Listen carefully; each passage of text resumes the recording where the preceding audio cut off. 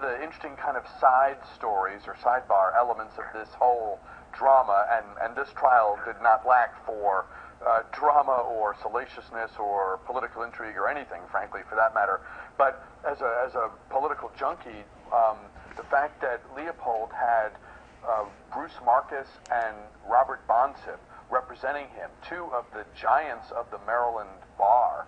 I mean, if I'm ever in trouble, I'm calling Bruce Marcus and Bob Bonsib. I mean, these guys are brilliant. They've been around a long time. They're among the tops. They're among the best.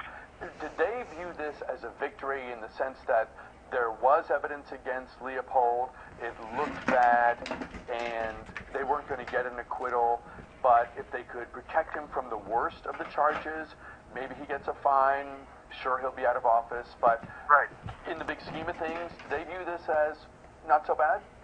I think if you listen to their statement, they're disappointed with the verdict, but there is a sense that it could have been a lot worse for John Leopold.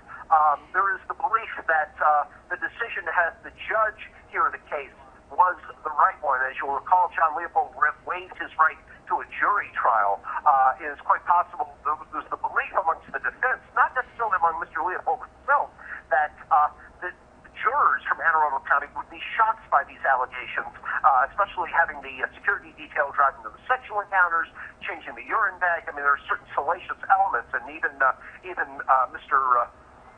Marcus noted that in his opening and in his closing statements. Well, and the fact jury would react emotionally. The fact that a judge did not. But as you can read from Judge Sweeney's remarks, he condemned John Leopold for some of his behavior.